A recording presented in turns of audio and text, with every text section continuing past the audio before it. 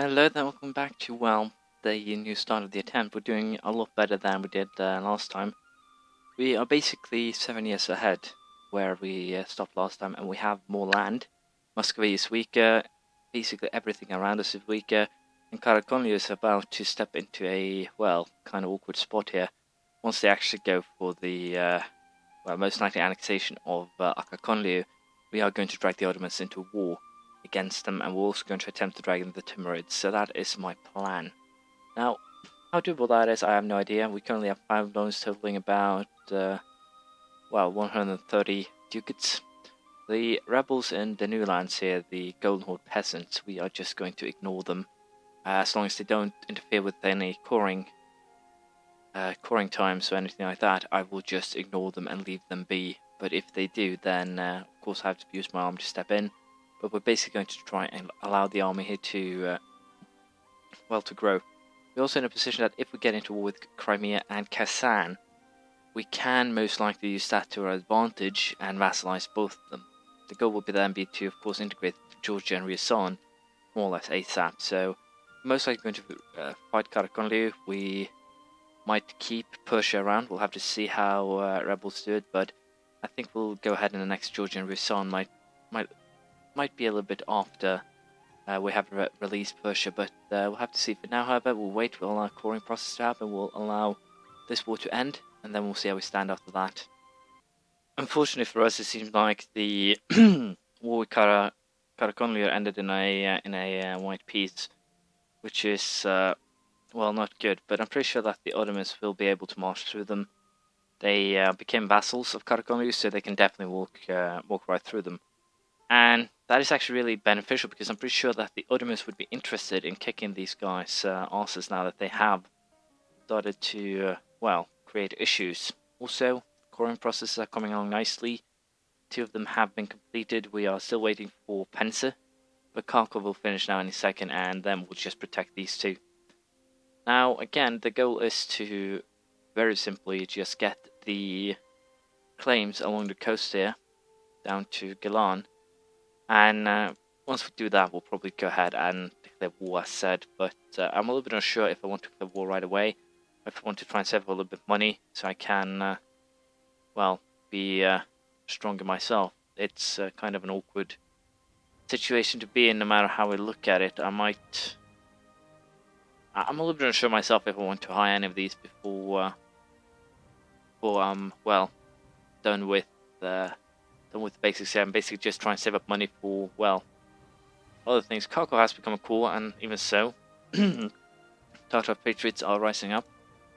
So yeah, we definitely still have some issues that is a little bit disconcerting, but I should be able to deal with them. Worst case scenario, I'll just have to hire some more horses as mercenaries, but yeah, we'll see. I'll probably figure out something, though, so I wouldn't be too worried. Well, I'm kind of in a sticky situation, or rather not the best. I have a core construction going for, 1 year, 4 more months. But what I am actually considering doing here is basically declaring a war for, basically these 3 here in Gilan, but I don't have, I don't know, claimants. Could also use just the tribal feud, but I think we'll just go with this. Basically, most of except for the Mamluks, the only thing I will really join a coalition is Melchak, Akakonlu, and Nogai, but I'm not actually worried about any of those. It's also more tempting to wait, because that will allow me to, now it will still be too long. Crimea and Kazan's planning on waiting for the truces to run out. But it's either that or declaring war on Muscovy here, and the Muscovite had 16,000 troops of their own. Then they have Pskov, Yaroslav, and they don't have Tver. No, they actually don't. And Perm, of course, would make them a little bit annoying to deal with, but can most likely, solve that. Right now, I'm more concerned about Persia, especially considering the amount of, rebels in the eastern lands. They have Mughal nationalists, and as such they will be weak in Persian. This 8,000 Persian army could definitely cause some issues. So, although questionable if this is tactically sound, I am going to My apologies. I am going to most likely here declare a war on these guys. I'm just going to fabricate one more claim to try and get the province a little bit cheaper. But yeah, I am going to drag the Ottomans into this, and we are going to declare war. I'm just going to hang back until the core is complete. But yeah, that is basically the plan here. Use the Ottomans as my, well, hammer here. And they aren't at war with anyone, so they should alone be more than enough to deal with this enemy of mine. Granted, of course, that Georgia or Yasan doesn't do anything stupid, which is, well, really likely. But the goal will be to take Dagestan, because that is closest and will give me, well, casus belli or setups a lot quicker. Now, as you can see, the total on his force 20,000, and then I get the Ottomans on my side. Karakonlu's only allies other than this is Haza, and Kazan and Crimea, I believe, cannot join in. And if they can join in, I'll vassalize both of them. Oh, they've changed that, I think. Well, at least this now do give me the opportunity that I was waiting for. I'm going to get both of these guys vassalized now ASAP. That is going to be the entire goal of this war. Of course, getting Persia too would be great, but running out of diplomatic relations, my diplomacy power is really going to take a dump here. But yeah, vassalizing these guys is definitely the best thing I can do now, I think.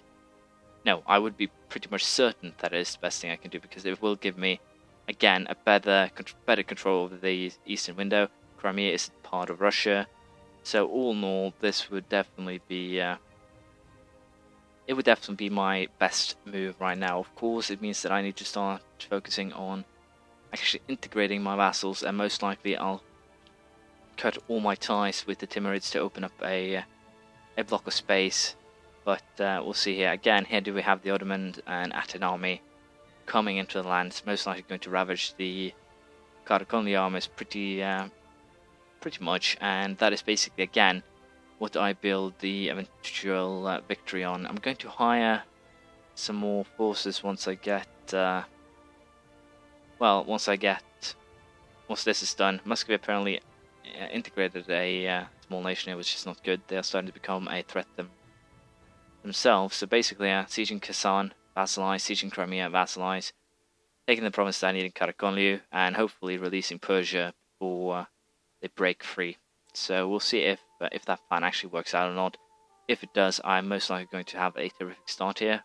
But of course, I'm going to have to spend 10 or 20 years most likely just consolidating my vassals into my nation, which is going to be a pain in the arse no matter how you look at it. So we'll wait and see how this plays out. I'm pretty sure, hopefully, that the Ottoman armies here, they have, 12,000 there, 15 here, 8,000 there. The Ottoman armies will more or less keep this area occupied while I deal with the north. So I'll siege Kazan, and then we'll march on Crimea. There we go, I can now vassalize Kazan, and we'll do that right away. Again, it means that I need to start cutting off my diplomatic, relations here, otherwise I will not be getting any diplomatic power at all. I can't change this until 1474. So yeah, it's kind of an awkward spot, but I really need to be able to cut off Muscovy any way possible here by potentially conquering Uzbek as well. But yeah, I'm definitely going to vassalize them here. I could also give that full annexation, but aggressive expansion along with everything else makes that a non-wanted point. So we're just going for vassalization here. Now they are going to hate my guts pretty much, but since we're same religion, same dynasty, in a war together, vassal, the aggressive expansion will not count too much.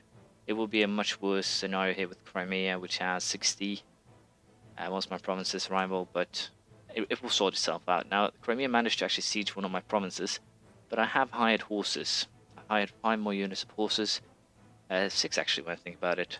So Nogai entered a military coalition against us. Not really anything that we need to really worry about, considering, well, especially if you consider the fact that Crimea actually, both of Crimea and, damn, I have a hard time actually getting things done while talking, especially considering both the Kazan and Crimea are part of the coalition. The coalition is basically just going to be Nogai once this is done, and basically I'm hoping that these guys will go ahead and siege some land for me, but potentially I could get into a problem with the Ottomans taking land that I don't want them to have, but we'll see. It should be fine. They should be most likely kicking, yeah, they're still kicking their ass down here. that is fine. The Mughals will definitely break free. Timurids will be dealing with the Persians for time to come. The 22,000, basically this is most of their army. But I really need to end this so I can have the Ottomans focus down south so I can march over there. I'm just going to see Crimea, and we're going to make a very favourable peace for me there. We'll see how that goes. I decided to take a stability hit to actually get rid of the Timurids union, that is, because that will free up one diplomacy or one space here, which will help with diplomatic points. I need to actually integrate everything. Also hire a diplomacy guy. Now, other than that, I think I want to boost it right up again. It's not the best choice, but let's face it, these peasants are a pain in the arse to deal with anyways. So just getting it a little bit, the chance down by a third is big enough on its own right. The Athenians have already retaken Kharkov, and basically here the siege is really coming along nicely. I'm pretty sure that I could potentially make the vassalization already. No, I need 91%, so we need to siege everything, which shouldn't take too long. The Karakonians only have 8,000 men left. They're starting to get pretty high war exhaustion. So basically, the Mamluks just set me as their rival. That is unexpected to say the least. But now, as you can see, Crimea will accept the vassalization. So again, this is I'm kind of gambling here, taking a lot of land really quickly. Basically, now I am starting to get the area that I need. As you can see, Ryazan, Kazan, Crimea, Georgia, Ottomans. I basically have already taken a lot of land, and integrating this and then going after Muscovy will definitely be the goal, especially now that Muscovy have already integrated Perm. I can use that to my advantage, basically force them to release it, and well, it could work out to my advantage. I'm a little bit unsure if it actually will though. But I'll join my army and we'll march south. We'll try and siege the coastline, which shouldn't be an issue with this much of a force. And yeah, I'm pretty sure we already have this one more or less in the bag. So we'll see how it goes. They only have 7,000 men left. The Ottomans, I'm decimating them, so I'm just going to siege the 4 provinces I'm after, and then we'll see how everything stands after that. Well, this is a little bit awkward. The Ottomans accept peace with Karakonlu, and as a result, they will cede Erzurum to the Ottomans. They only have 3,000 men left, though, which is, well, the good news. So what I'm going to do is actually take the 7,000 men, or 5,000 men, 6,000, 7,000, whatever, that Georgia has, and we're going to use this to hunt down the, I thought at least hunt down the smaller armies, but we're going to have to retreat here. And basically going to attempt to sort this out before it becomes too much of a bother. So taking this will definitely be important. I have money to hire more horses, but I think this army will do it. I'm basically saving money here. If I decide to attack Muscovy, it would be prudent of me to have at least a little bit of extra money in the bank. So that is basically my reasoning behind all this. But for now, I'll siege and we'll see how it stands. As you can see, the Mughals has broken free. Unfortunately, I allowed Karakolny to build up a pretty decent, well-sized army. And unfortunately here, the troops that I am allied with has no idea how to, well, behave themselves. On the positive note, I can get a deal here for the 3 provinces here. I basically just have to siege Gilan, and I'll get that too. So I have no concerns in the outcome of this war, even though they are building up power. I basically just need to get this province sieged. The only issue, of course, is that the Persian nationalists are really starting to pick up speed, so I definitely need to make sure that I end that fire quickly, so to speak. So I'm definitely going to aim at getting this sieged ASAP, and then making peace with Karakonlu. Then we'll most likely lay low for a little while. I could of course hire more horses to fight them, but I have a feeling that I have to be careful here and just try to go for the smart solution, which is to siege this county right here, and then basically end the war with potential Persia as a vassal. So we'll see if I can pull that off. There we go, the siege of Gilan is over, and with that, all I really need to do here is get one of my guys back home to negotiate the peace deal, and this peace deal is going to be harsh. I could take everything. No, I couldn't actually take everything. This Masad Radran is too expensive, but I can just get some rebels there. They will have no way to actually, well, go to them, which is wonderful.